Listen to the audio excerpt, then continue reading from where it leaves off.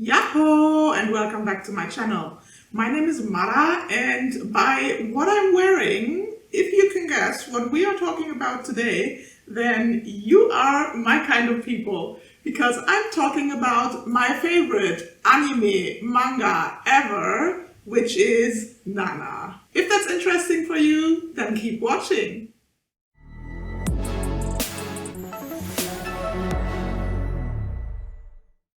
Well guys, let's get straight into it because we have a lot to get through today. I'm talking about the manga, which has 21 volumes. Then I'm talking about the two movies from 2005 and 2006. And I'm talking about the anime from also 2006-2007 with a total of 18 hours screen time. So that's a lot.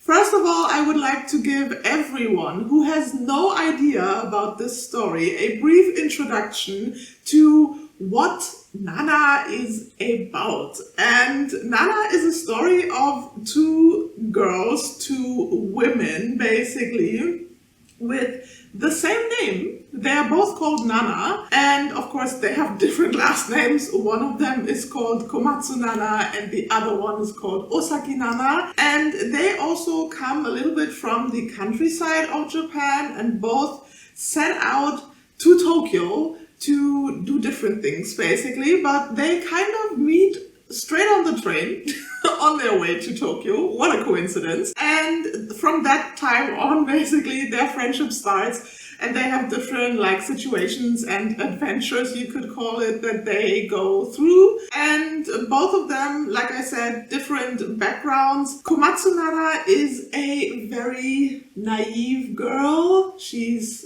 kind of like the poster child, very much a girly girl. She dresses in cute dresses and has always beautiful curly hair and looks super cute and stuff like that. And then on the other hand we have Osaki Nana, which is more of the punk rock kind of girl. That's what my look today is kind of inspired by.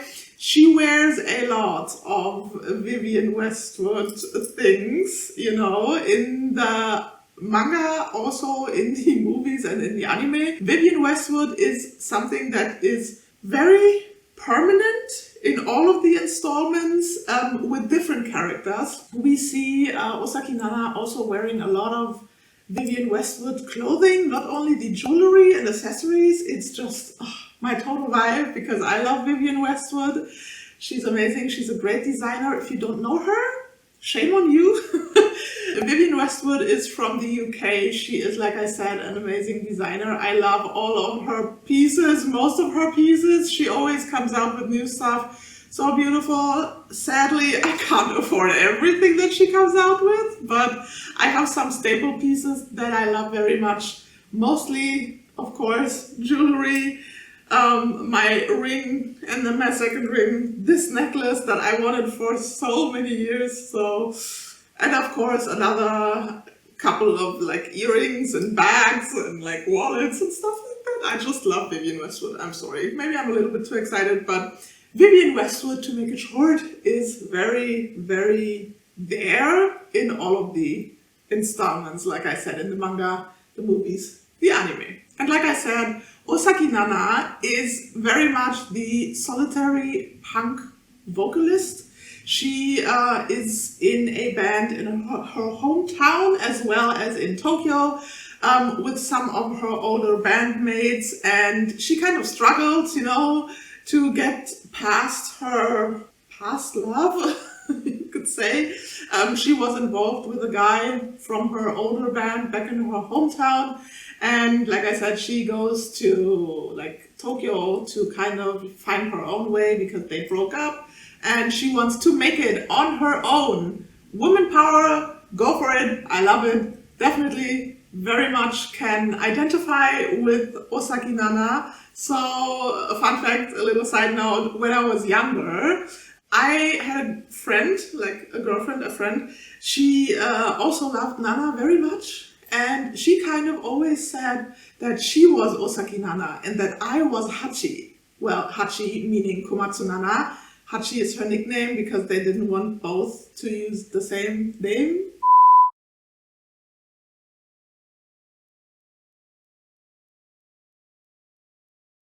So her nickname is Hachi, and my friend always said, "Oh, you are like Hachi," and I was like, I don't think so, because like ever since my teenage years, since I was younger, I've always been the rock girl. I've always been, I said it in a video before, always loved rock music, heavy music, stuff like that, punk music. So it didn't really make sense to me that she said that she was Osaki Nana.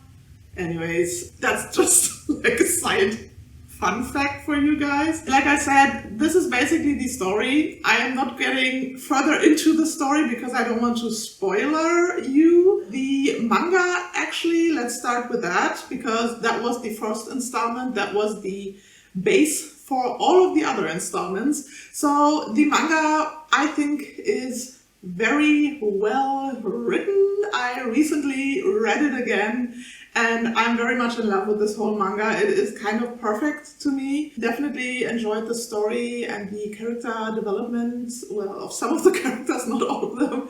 And yeah, it is, I mean, I said it before, I don't really watch many anime and I don't really read many manga, but there are some staples that are just it for me.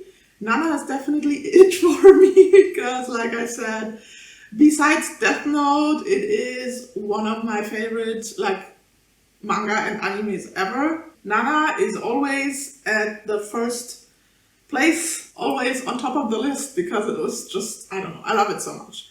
So if you are kind of very much into manga and into anime, you have to read Nana if you haven't yet. What are you doing with your life?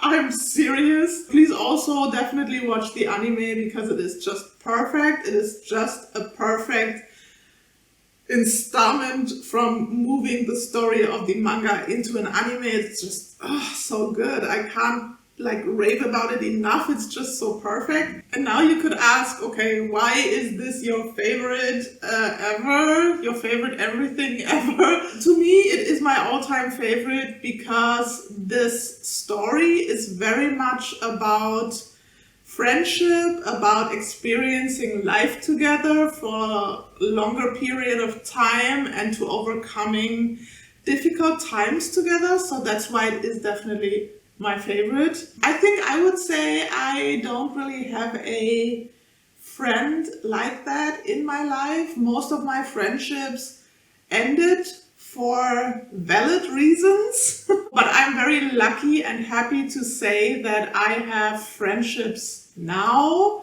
that I cherish very much, friendships that I've had for a couple of years now, and I don't want to miss these people in my life, so that's just like that. But I don't really have like a childhood friend or like a high school friend from like backpack in the day that I'm still friends with. There's only just one friend. Her name is Yuli. Hi, Yuli. And she is like one of my oldest friends, and we are still friends for sure. So I've also been to her wedding last year, and it was very nice, and I very much love her. So again, like I said, the manga came out between 2000 and 2009, and they kind of stopped back then in 2009. They've been on a hiatus ever since. For me, it's kind of fine because I don't really feel they need to continue the story, but I guess a lot of other people have different opinions about that, and that is totally valid and fine too.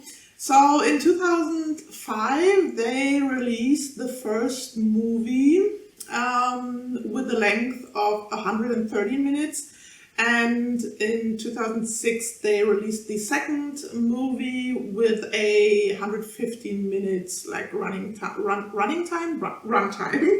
And in 2006-2007, they released the anime, which has 47 episodes with each like 23 minutes about that time, I guess. So it's a total, like I said in the beginning, of 18 hours. First and foremost, if you ask me, should you read the manga? Should you watch the movies? Should you watch the anime? Do you have to watch all of it? I would say yes. Because for me, now getting into the movies are definitely a guilty pleasure for me. Why?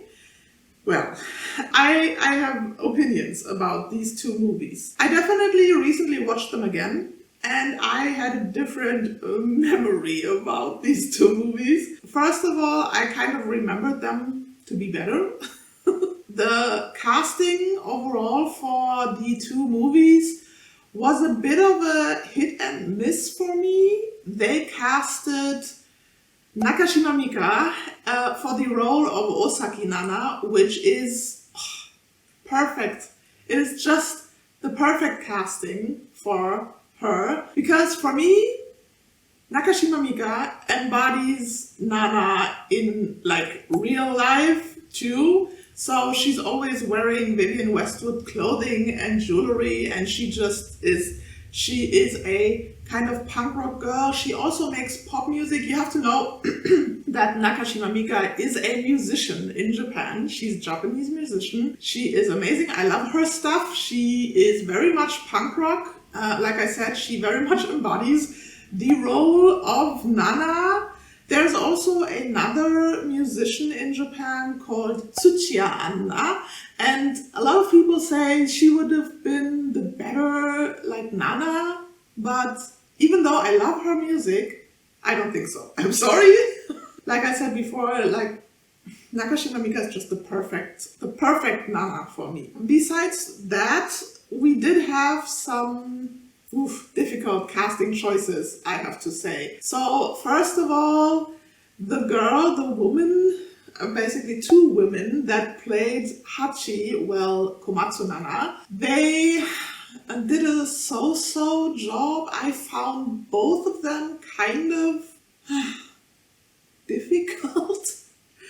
Trying to phrase that very carefully, because I kind of felt at times annoyed by them, at times bored by them, and I didn't really feel that they embodied Hachi in a good way. On the other hand, we had like one of the main male characters in this story, which is Ren.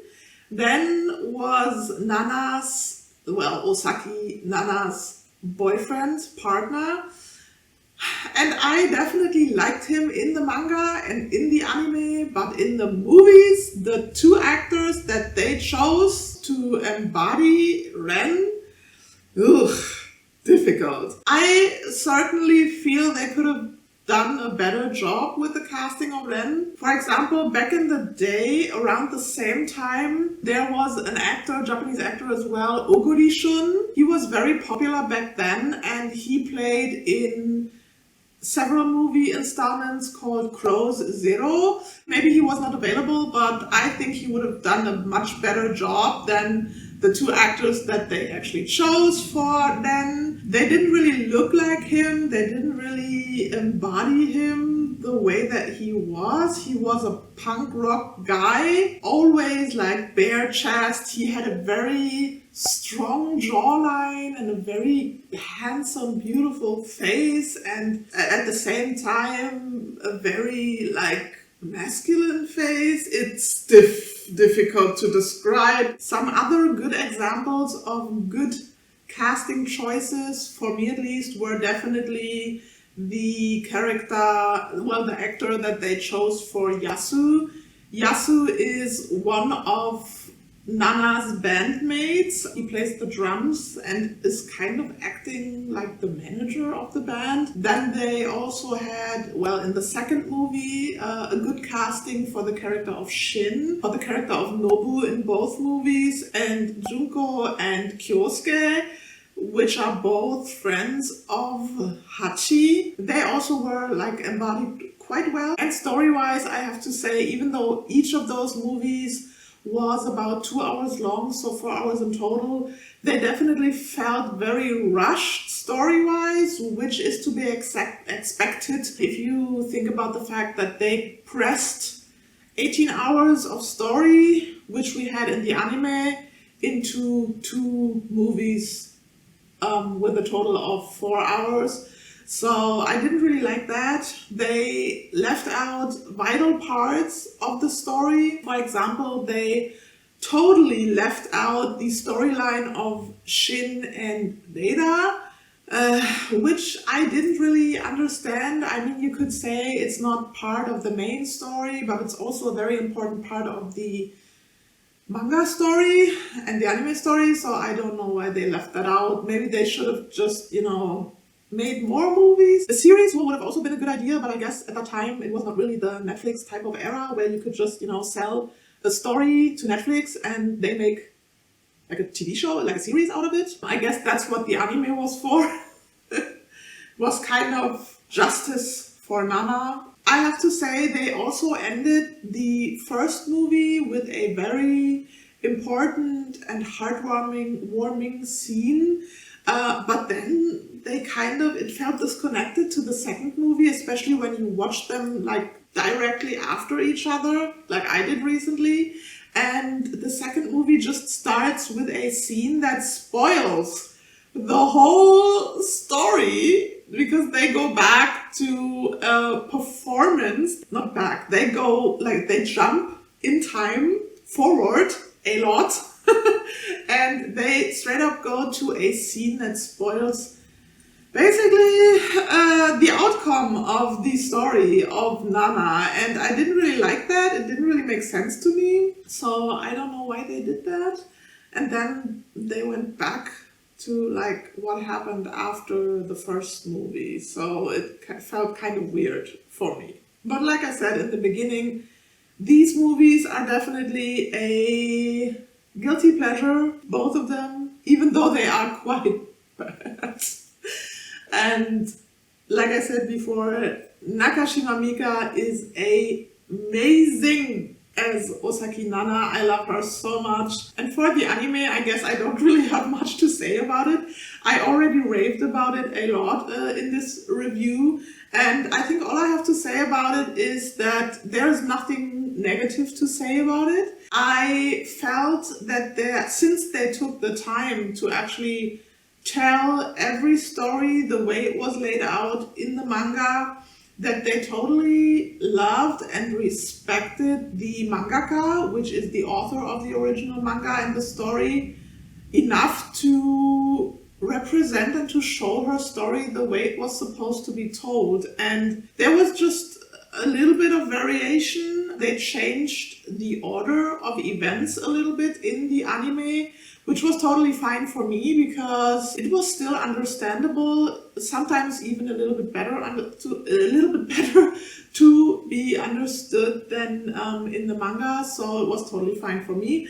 And the anime is still perfect. I have nothing bad to say about it. So guys, in conclusion, if you love Japanese manga and if you love anime, then definitely, if you haven't yet, give Nana a try. Read the manga, watch the anime, and if you feel up to it, then also watch the movies. Maybe you can understand what I mean about Nakashima Mika being the perfect Osaki Nana for me. And if you've read the manga, if you saw the movies, if you saw the anime, please definitely leave me comments below telling me, what did you like about them? What did you not like about them? Are the movies actually also a guilty pleasure for you guys? Please let me know, because I want this channel to be a two-way street, I want to recommend things to you. I want to talk to you about things like that, but I also want to hear from you guys, get in contact with you guys. So please leave me comments below.